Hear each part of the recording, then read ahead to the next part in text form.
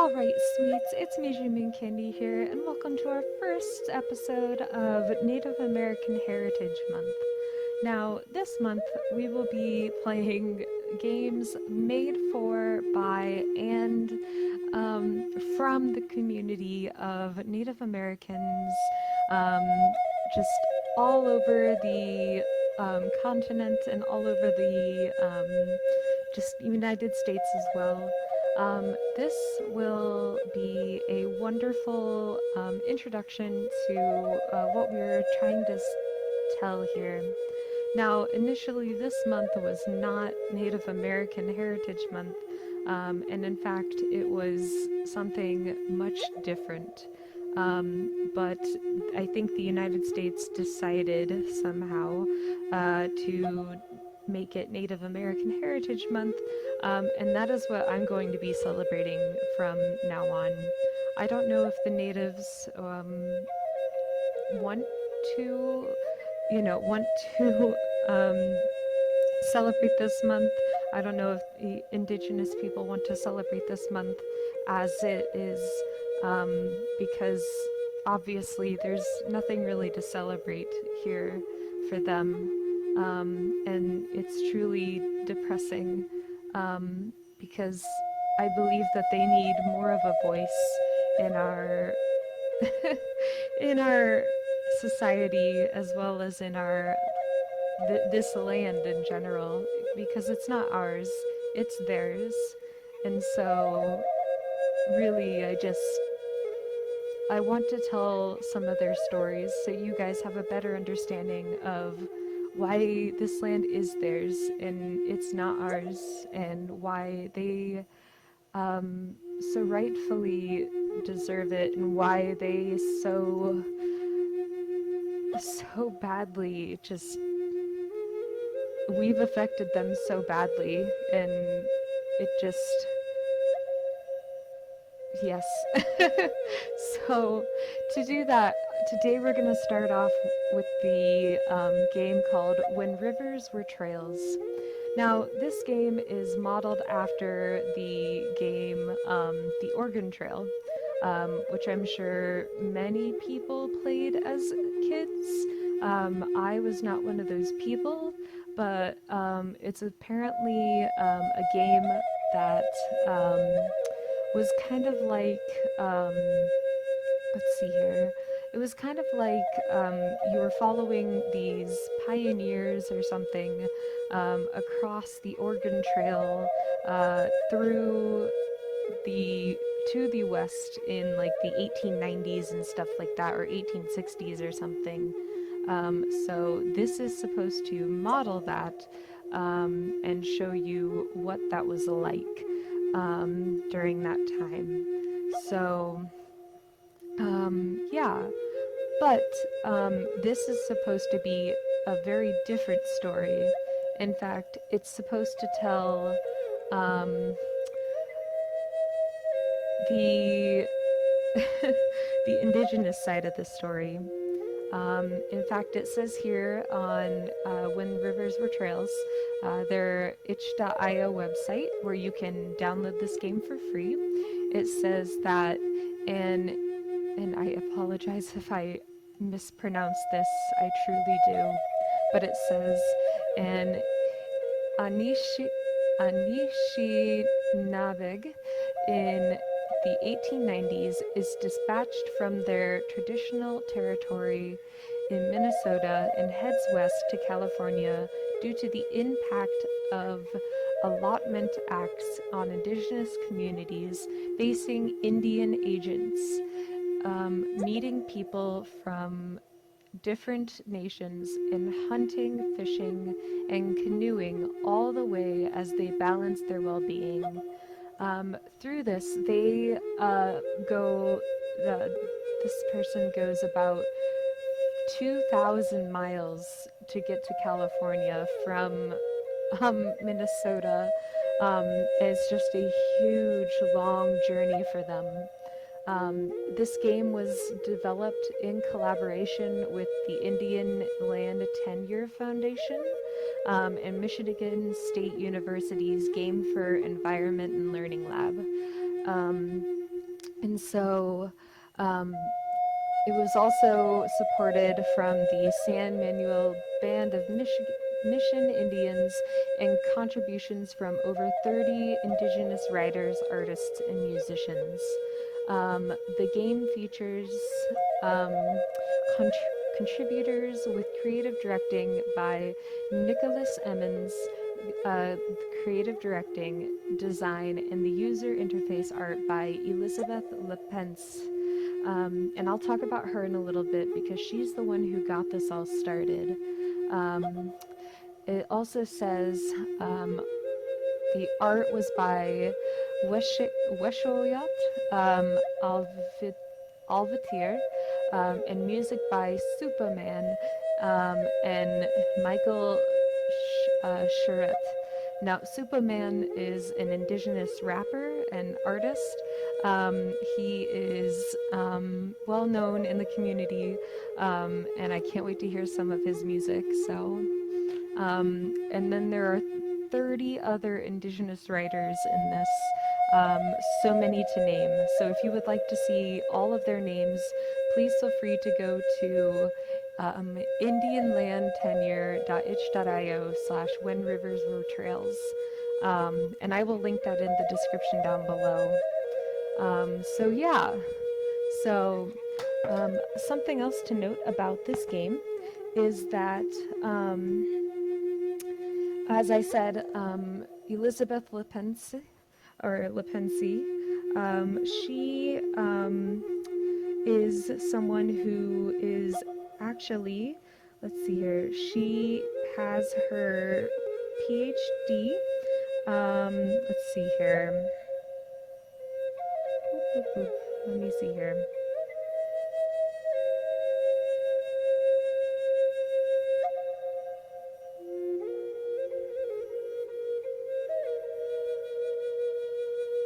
I gotta find it.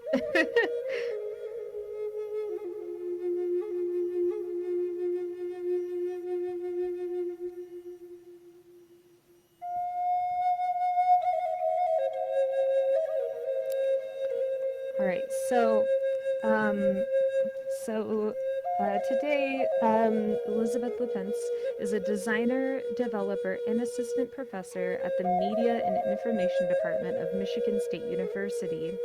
Um, from her start running a text-based RPG community on AOL in exchange for free internet, through getting into some game modding by editing Super Mario Brothers and playing in BioWare's Aurora toolset, she has sought out ways to create her own stories and characters of her own.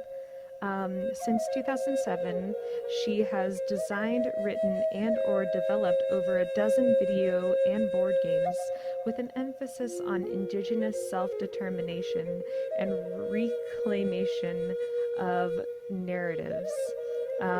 She says video games uniquely weave together design, code, art, and sound, making for an incredible dynamic form of expression for indigenous creatives that can engage players in many different ways.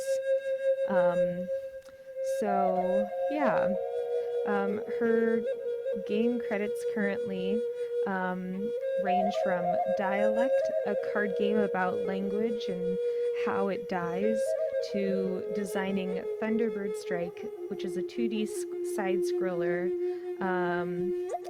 swapping like the usual spaceship combat and stuff like that, with a Thunderbird protecting Turtle Island from the Snake, an oil pipeline that threatens to swallow the lands and waters whole. Um, and this newest project, When Rivers Were Trails, addresses her childhood desire to see more identifiable, recognizable characters in classic games, and wants a more classic childhood game than the now 50-year-old Oregon Trail series. Um, so yeah, that's what she wanted to do with this. So yeah. Um, So, to incorporate so many different indigenous cultures, LePence didn't write everything herself, and she used the premise as an opportunity to enlist over 20 indigenous writers, including Carl Peterson from Tribes and Nations located along the Natives Route, to tell the stories of those tribes and nations themselves. Similarly, she ensured that Indigenous people were directly involved in the game's design, which also features music by Michael Sherritt, and Apsa Absa Lok Absa Alok, rapper Superman, and art by Tongva illustrator Weshoyut Alvitre. So again, apologize if I've butchered any names here, but her goal isn't just to facilitate Indigenous representation. She also wants to facilitate Indigenous self-determination. This means not just getting Indigenous people involved in games, but giving them meaningful control. So yeah, she finds herself a lot as someone who grew up in this, you know, this type of world, because she was born in Oregon and grew up in Oregon with Anishinaabe, Métis, and Irish settler. Oh man, and settler Irish heritage. And she always struggled to find characters she identified with until she started playing just different types of characters in games. For example, an orc in World of Warcraft, where she found herself being able to, just care for and, poison, just coordinate with people and outsmart her attackers and underestimate people because they always underestimated the orcs' intelligence and stuff like that. So she found that very interesting and fun. But the one thing she always has to say when she's working with communities and people and developers and stuff is she says, I often have to defend Indigenous collaborators and feel like I'm fighting to get their voices respected by developers or institutions who just wanted to use all of us to do what they already planned to do before we were all involved. And that speaks so much louder than anything else I've ever heard, because it's so disheartening to hear that, yes, most developers and industries just want to tell a story and they don't care how Native people are represented. They don't care how the Indigenous population is represented. They just want Indigenous characters in there and they don't care how they're represented or how they're portrayed. Which is why I wanted to share this game with you guys today and introduce it, because it's so important to see positive Indigenous representation, positive Native American representation, and so that's what I wanted to do today. So without further ado, let's get into this and see what this is all about. Let's see, let's name our save. Let's name it MajorMoonCandy. Start. Alright. Ooh. This sounds so cool. Alright, play game. Oh! What clan am I? We can be the Ajijaak, or the Crane. Spiritual leaders with communication skills. Name, or the Sturgeon. mediators with negotiation skills, makwa, or bear, warriors with medicinal skills, or bizhiu, or lynx, protectors with fighting skills. Ooh. Let's see. Well, considering I used to be in public health, let's go with the bear. I feel like I'll be most helpful as a bear. Alright, so this is me. Okay. Oh, okay. Move north, south, east, or west by clicking this or your destination. Click to continue. Okay. Your survival depends on your mental, emotional, physical, and spiritual well-being. If you have no well-being, you join your ancestors. Oh no! Okay. Gather, hunt, fish, and trade for foods, medicines. You will eat food often to satisfy your hunger, and use medicines to be well.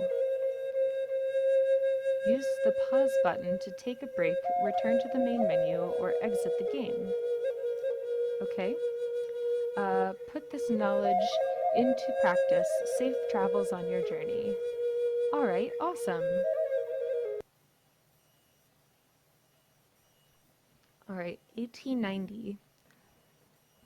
As allotment and assimilation reach Minnesota through the Nelson Act of 1889, Native people are forced from their lands to one reservation, White Earth.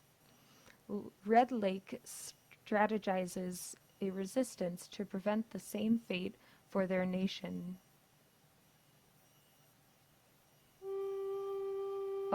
Oh my. Okay. Oh! Okay, so this is me. So, Red Lake is strategizing. Everyone's going to White Earth. Chippewa. Leech Lake. Ooh, I don't think we want to go there. Winnebago Shish. Deer Creek.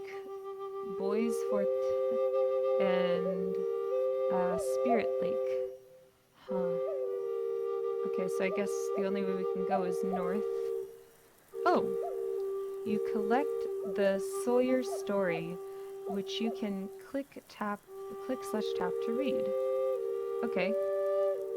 Scroll down to read interactions and stories as needed. You can always keep track of your belongings from the upper right corner by clicking/tapping the icon. Be mindful of staying balanced while living honorably. Despite your resistance to being relocated from Fond du Lac to White Earth Reservation, your land has been chosen for allotment to be taken and given to settlers. You are in a hurry to leave before settlers arrive, surely armed. Well, what's this Sawyer thing? Sawyer, written by Elizabeth Lepense.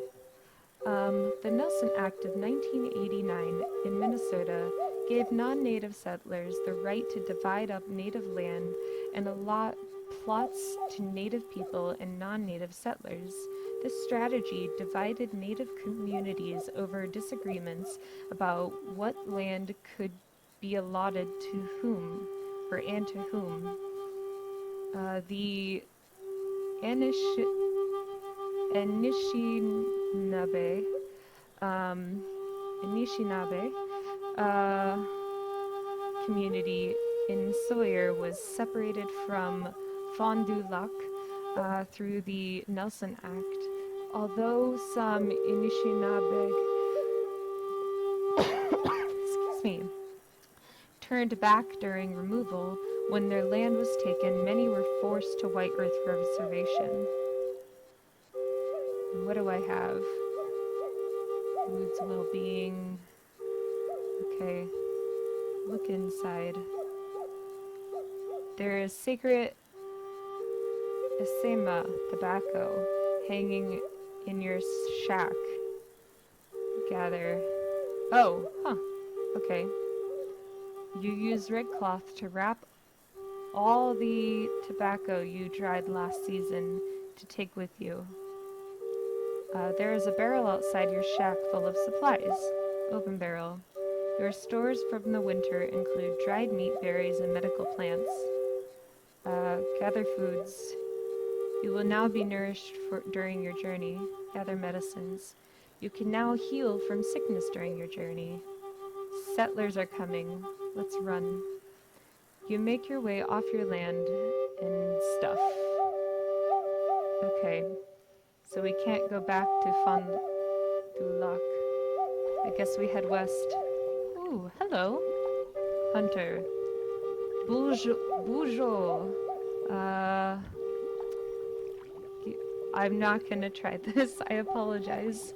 I don't want to butcher it and be rude, so I'm going to read this part. Greetings. Are you hungry? Bonjour. Or bonjour. Greetings. You look ready for hunting. Of course. We leave at first light. It's important for us to continue to honor traditional ways. Ask to hunt. May I join you in hunting? On one condition. Many people have been displaced on these lands, and all we've been given are tools for farming. You can hunt with us as long as you stand with the resistance and honor traditional ways. Hunting Party. Hunting Party, written by Corey Northrup. Forced assimilation is a process of making people adapt cultural practices. Even though assimilation was the goal of allotment acts, many Fond du Lac members still relied on old ways of living in 1890. Often they would have to go into hiding in order to continue to hunt, fish, and gather. So I'd have to join the resistance in order to honor traditional ways. I guess I'll hunt. Alright, hunting instructions. You have 3 arrows. Make them count before the animals run away. Click left mouse button where you want to target. The further the animal, the longer the shot. Take distance into account and quickly target the animals before the animals disperse. Click left mouse on tobacco to make an offering. Offering tobacco makes your next arrow fortunate, which will yield more meat from a successful hunt.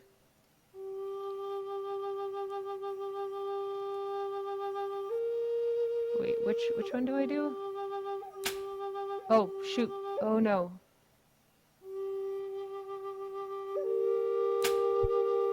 Oh, I got one.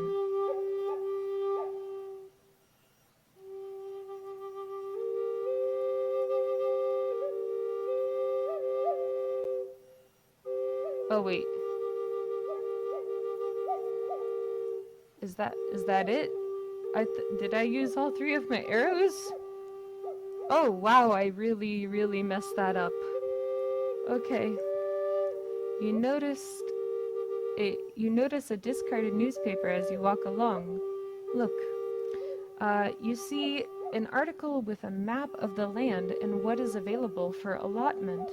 The General Allotment Act has given power to federal agents to divide reservation lands and disperse them to each adult, allowing them to sell and profit from what they consider to be surplus.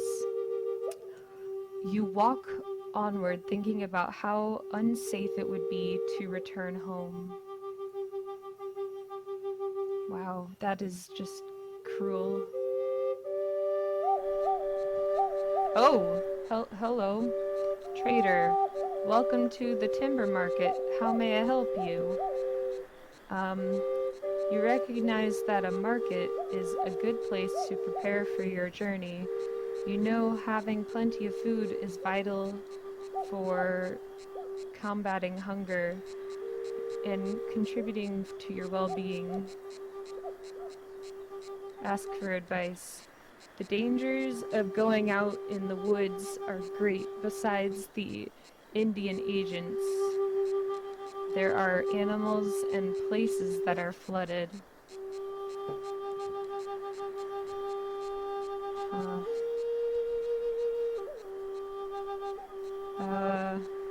I'll trade that. I can trade tobacco. I need to be able to make it far. Indian market. In the 1890s saw the rise of the Indian market for timber operated by the Fond du Lac Anishinaabe. By this time, most of the enrolled population were residing in log cabins and dressing in European-style clothing. Waterways were being dammed in order to convert swampland into agricultural land. Anishinaabe struggled due to unstoppable and unclear ownership of resources as railcar after railcar after railcar shipped out timber. That makes sense. I mean, Ohio used to be swampland before before it was turned into how do I say? Before it was turned into trying to think. Farmland. Alright, you'll surely need meat for your travels. Safe travels, Mihi. Or friend. You continue on your way. Interesting. Alright, we're still okay, I think. Oh, okay.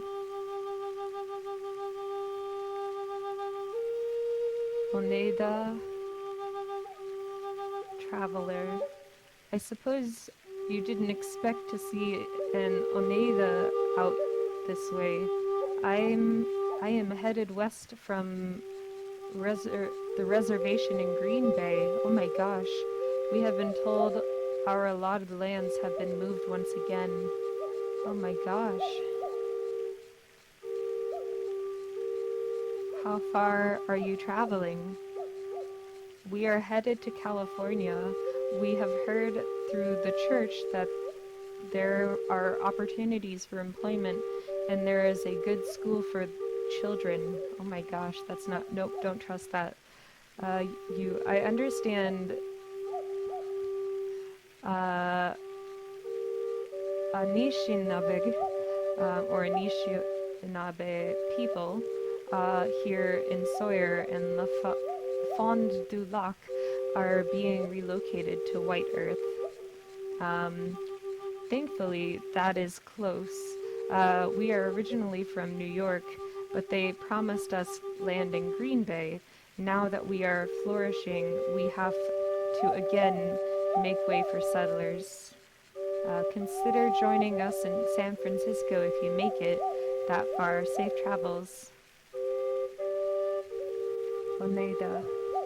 Oneida people were originally from upstate New York and first experienced relocation in 1838 when a large sect of Christianized Oneida set out to new land set aside for them by near Green Bay, Wisconsin. Okay. In 1845, they were asked to relocate again, this time west of the Mississippi. Many families had been colonized, but still held fast to their clan system, even though it no longer had political power. Some families moved to be near their children as they attended boarding schools. Interesting. You continue on your way.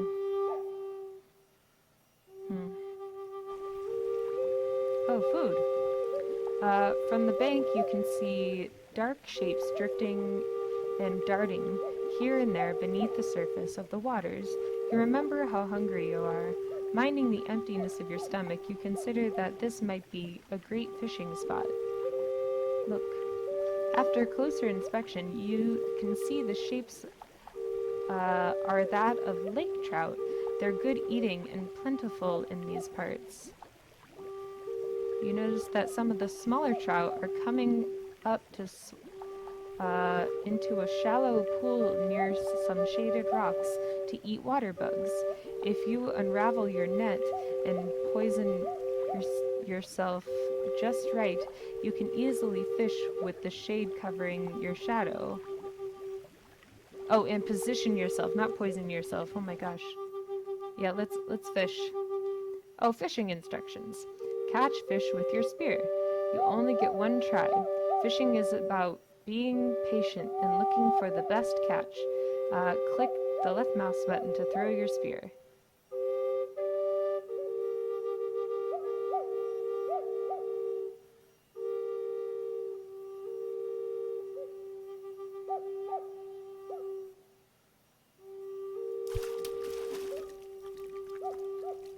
Excellent. Oh, I earned 2. Cool.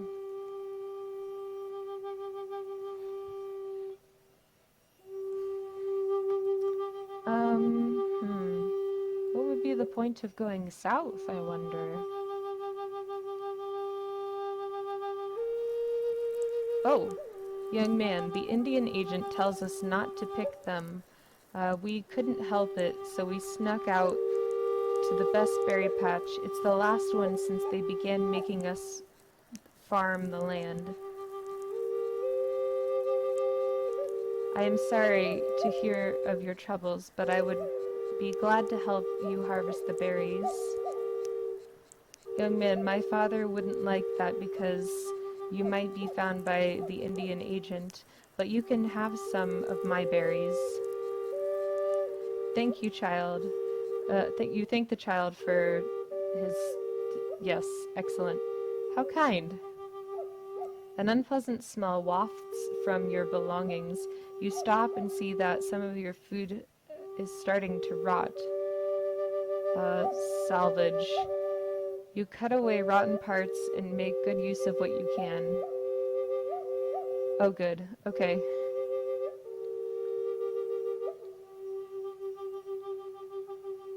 Interesting. You see a long path before you. You start walking towards another place. Huh. By 1890s, sovereign Native nations in Minnesota have entered legal agreements with the United States. These treaties cede land in hopes of protecting traditional ways of life, but this leads to more land loss as railroads open up access to settlers.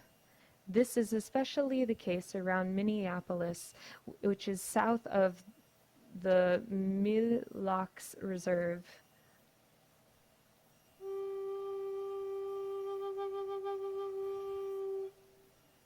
Oh, we did travel to a different place. Whoops. Oh, Minneapolis, huh?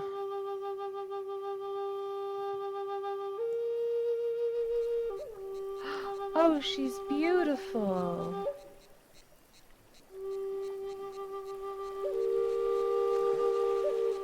And Anishinaabe,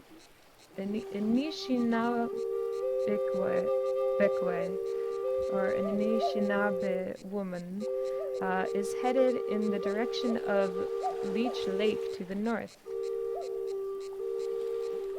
Talk about White Earth. Anin, greetings. Greetings, friend. I was recently forced off my land in Sawyer, and I've heard Nishinabeg are traveling through Leech Lake on their way to White Earth. How is that? How is it there?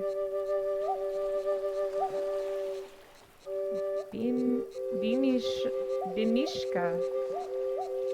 Ooh, boozle. Life is good and not so good. There have been many changes around here. We have been driven off of much of our hunting lands and been ordered to stay in the village. I still go where I please. You ask how she travels with Indian agents around. There are no official laws where we live, but they will take your belongings and do worse. You continue on your way. Huh. Let's check this real quick.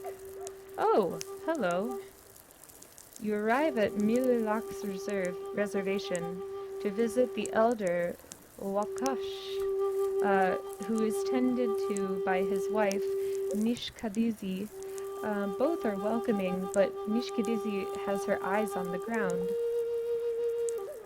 Talk to Wakash. Bulzo. I see that you are from Sawyer. We are faring well, all considering, but I have heard the same is not the case for your community.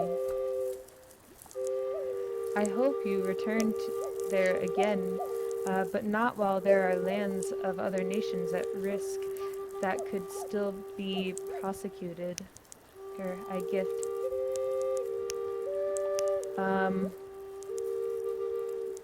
You offer tobacco to the elder. I have come to ask why we use the pipe. The smoke from the pipe takes our prayers to Gichi, Manidu, or Creator. Whenever you see Migizi, the bald eagle, put down some tobacco. Of all the birds, Migizi flies the highest and makes sure our prayers get to the Creator. Considering his words, you continue.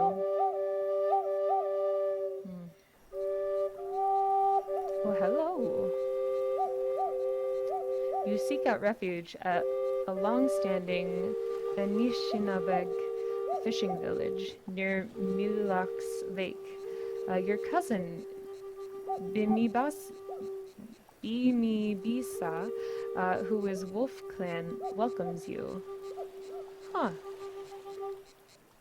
Before Anishinabeg came to Misizagaigan, or Mililak's Lake, the Dakota people lived there and considered it a very sacred place. They called it Mdewakan, or Spirit Lake. Anishinabeg and the Dakota fought over the lake, but eventually came to council. Most of the Dakota moved south and west, but those who left Mililaks, taught Anishinabeg the songs and ceremonies needed to properly honor Mdewakan before they left. Some of the Dakota even stayed behind to become Anishinabeg. Those that stayed were named Ma'ingan, or Wolf Clan, and continued to share their knowledge with the Anishinabeg. The Mililaks band proved to be the nexus between Dakota and Anishinabeg culture. The bands you seek out refuge. What? Oh, I can scroll, that's right. The band's ceremonial drums have Dakota origins, and its songs are even Dakota tunes with Anishinaabe words. Interesting. I actually did not know Dakota was a tribal name. That's very interesting. Huh. Anin, greetings, friend. Good to see you here. What brings you down this far? Allotment has reached Fondue Lake, or Fondue Lac. The land I tended to has been taken.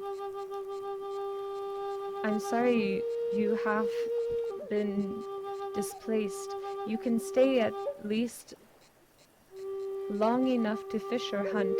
We have everything you need here. Will you be staying here with the Milax band?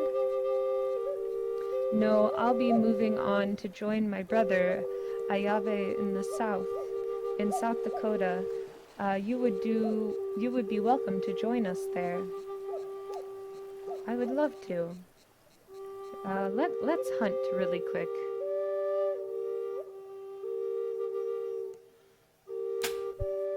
Okay, 1, 2. Oh, I have to hit that twice. Oh no.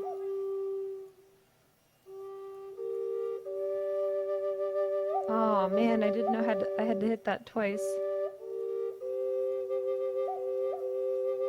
When do I eat and how do I eat? My well-being is doing well. I'm eating, I don't... Huh. Okay. Well, I guess we're going south then. While walking along the water, mosquitoes buzz in your ears. Smack. You smack anywhere the mosquitoes land, preventing as many bug bites as you can. Continue. You came across a starving elder who was unable to relocate with his nation. He desperately needs food and offers medicines for a trade. Of course, let's trade. You trade away as much food as you can afford to. Continue.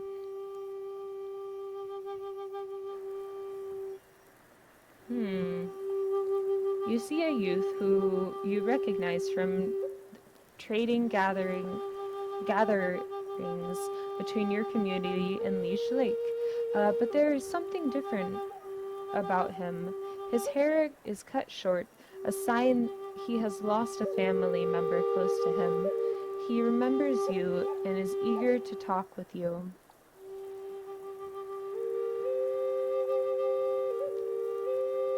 Do you know the story of Mi'ingan?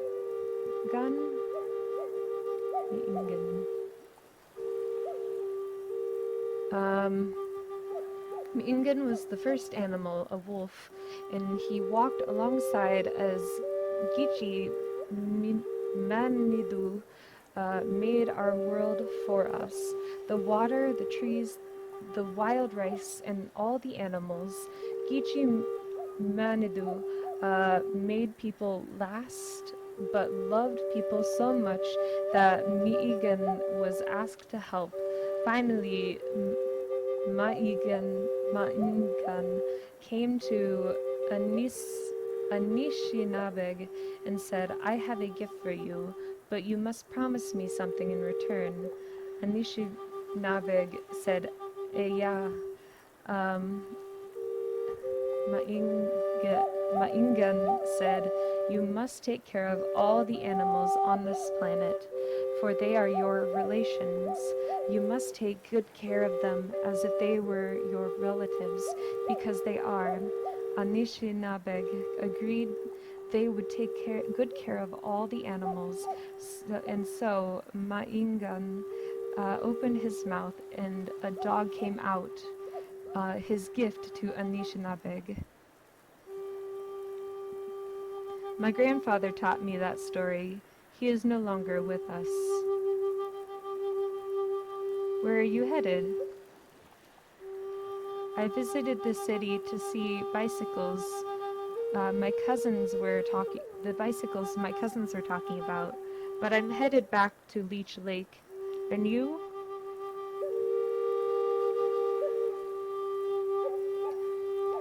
I am intended to go to White Earth, but since my traditional territory has been taken and divided, I have no true home.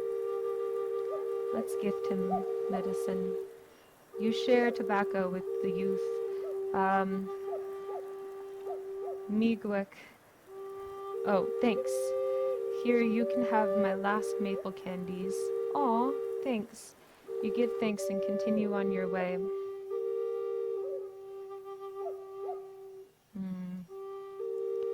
Interesting. Let's try north and see what happens. You see a dog who's bone thin and trembling. Oh, I feed. You spare some of your food for the hungry dog. They happily follow you for a while, lifting your spirit. Oh, what a good doggy! Thank you! West. Oh, the raccoon! You settle down for the evening and you notice a disturbance nearby. Looking into the shadows, you spot a very plump raccoon looking at you. Look. You watch the raccoon for a bit. It shambles around in high branches, checking you out from time to time. Eventually, the raccoon wanders off as you fade to sleep. Oh, that was so cute! Aww.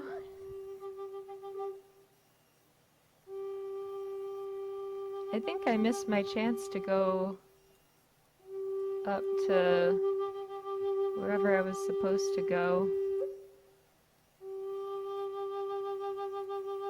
Huh. You see bushes with raspberry leaves, but without berries.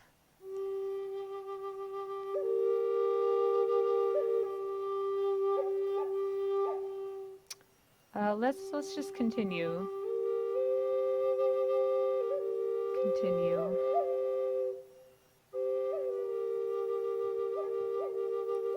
While traveling near Wapetan, you cross paths with an Anabeg family who you are not familiar with.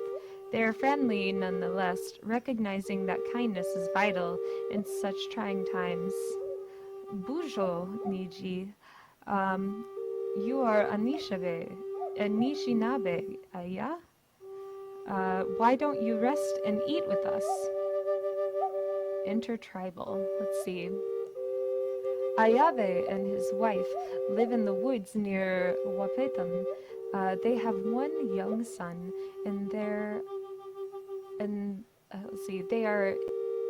intertribal family who often travels from the wife's relatives in southern Minnesota to her grandmother's family on the Lake Traverse Reservation. In 1890, communities ranging from Wapetan to Lake Traverse were suffering from hunger because crops were failing shortly after reservation lands were allotted in 1889.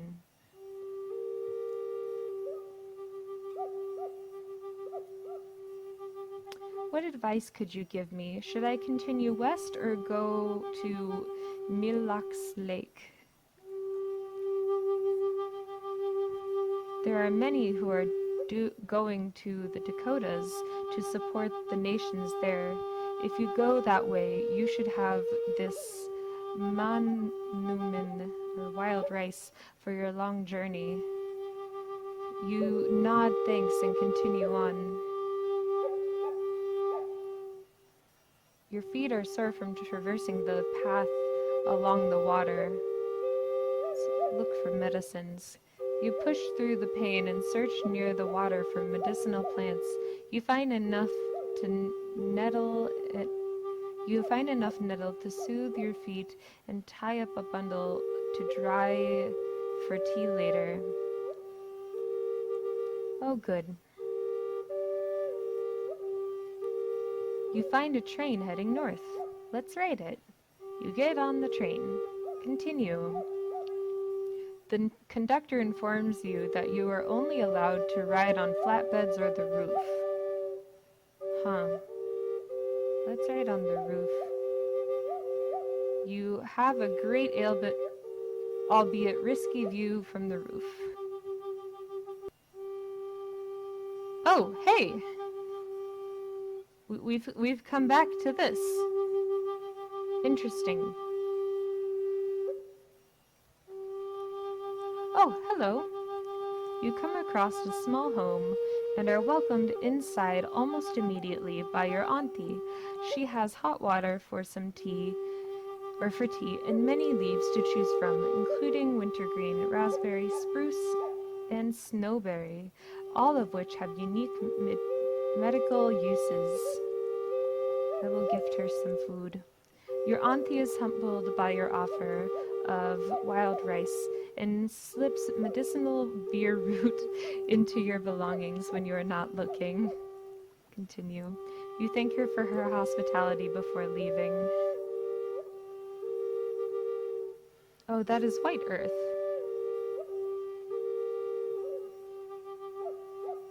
Huh. Interesting. Well, that's where we needed to go, so I guess we made it there. Obviously, there's a lot more places we need to go, so yeah, and it looks like we're running low on food, so we'll have to hunt or gather soon, so but our well-being is definitely doing well, and our medicines have grown, so that's a good thing. Um, but yeah, so anyway, I think that's a good place to stop for now. So let's save this game. So, but anyway, so far this is what where in rivers where trails looks like. A lot of people are being displaced by these laws that are being pushed on them by the American government that are forcing them to leave their homes and go elsewhere, which is truly disheartening. And on top of that, railways are coming in and just taking over everything.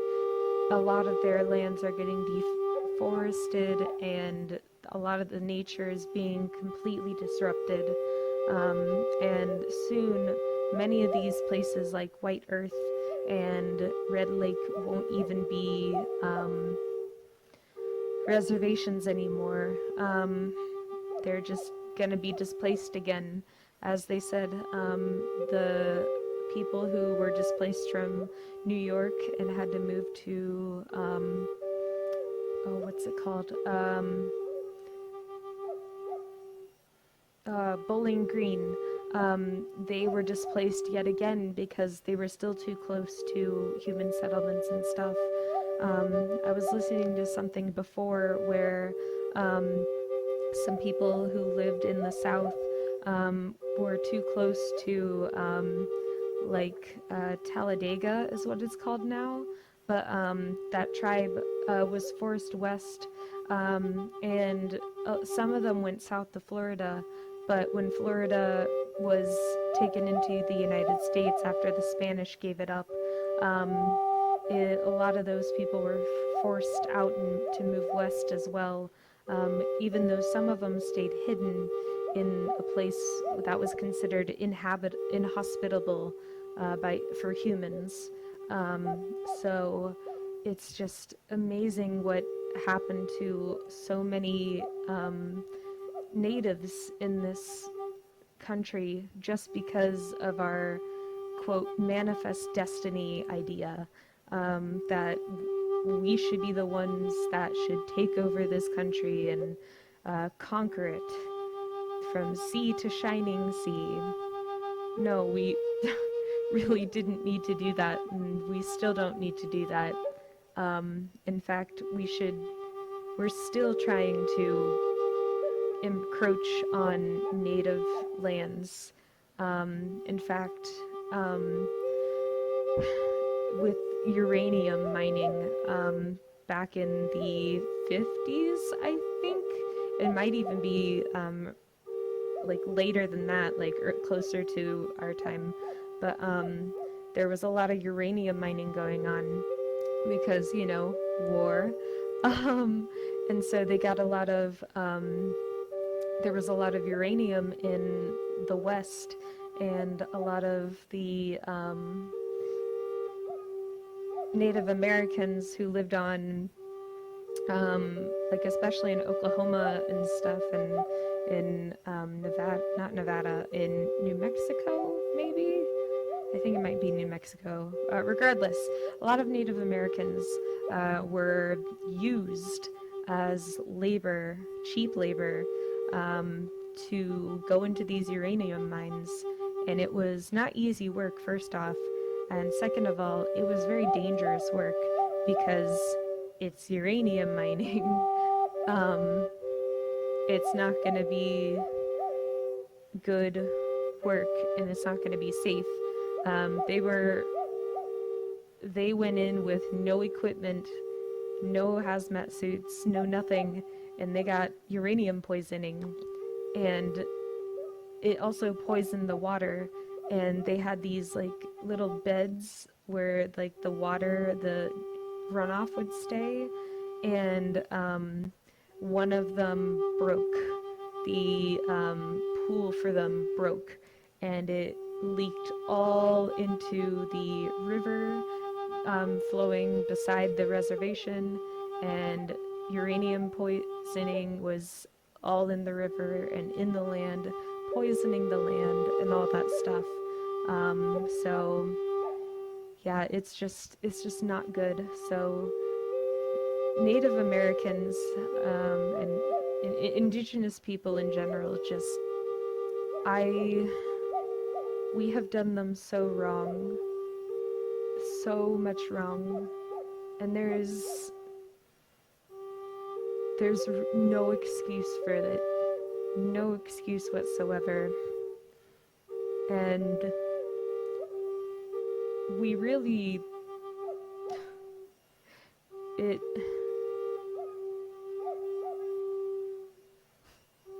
as white people, we shouldn't even exist to begin with. Just saying. Like, we're all about white superiority and stuff like that, but we really shouldn't exist to begin with. Like, our genetic code was a recessive gene that altered itself to make us white. We're not even supposed to exist, and yet we think we're the superior race. I just don't get it. I'll never understand. I'll never understand the point of harming someone else for your personal gain. We're all human here, and I vote to give this land back to the natives. It's not our land. It's stolen. That's all.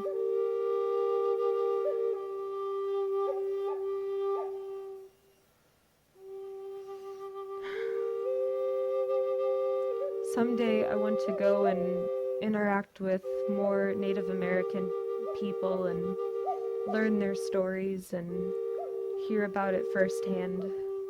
But for now, I hope this is helpful for everyone.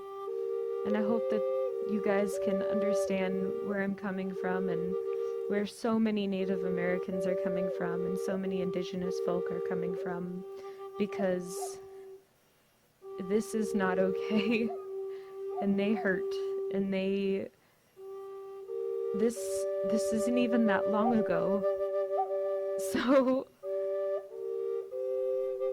and the fact that it's still happening today and happened within our parents' and grandparents' time is just truly upsetting.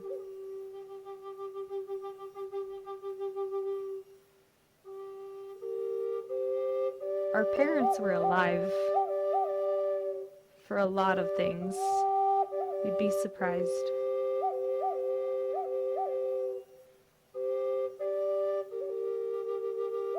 and our grandparents too.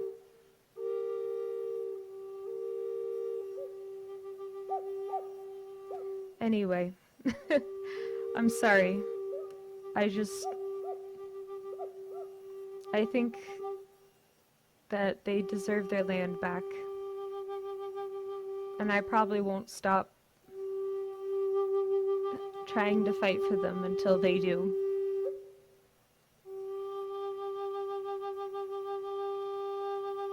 So if you're someone who is Indigenous and watches this, I hope that it gives you peace of mind knowing that there's at least someone out there who agrees with you. And even though I completely butchered all of my pronunciations, and I'm so sorry about that, I hope you at least know that there are more people who agree with you than not. At least here, this is a safe page for all of my Native American friends. So thank you so much for watching, and I hope you comment, and I hope you leave messages, and I want to hear your thoughts and your stories and anything. I want to hear your tales, stories, and all of that. I love listening and I love hearing your stories, so please let me know about them.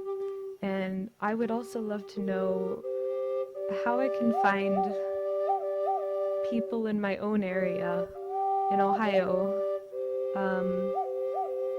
where I can meet people and maybe get involved somehow, because that would make me so happy. I would love to be able to learn from others and help others and spread good words and good cheer, and not just be upset and rant on a stupid YouTube video. So, but yeah, but yes, please do comment and share your story if you have one. I would love to hear it. So I try to be positive on this channel as much as possible, but I also understand that with some topics and for some peoples, it's hard to be positive when your whole life has been put on the forefront of a genocide, basically. So, I'm sorry. I'm truly sorry. So, but yes, so please comment your stories and stuff like that, and I would like to hear them. But until then, I will say this has been MajorMoonCandy. I really appreciate you guys watching. I hope you were able to listen to the end. And if you were, please comment something like your favorite flower or something like that. So, but until next time, this has been MajorMoonCandy, and I really appreciate you guys staying tuned for the end. And I would love to hear your stories. So again, thank you so much. I'll talk to you later, and bye bye.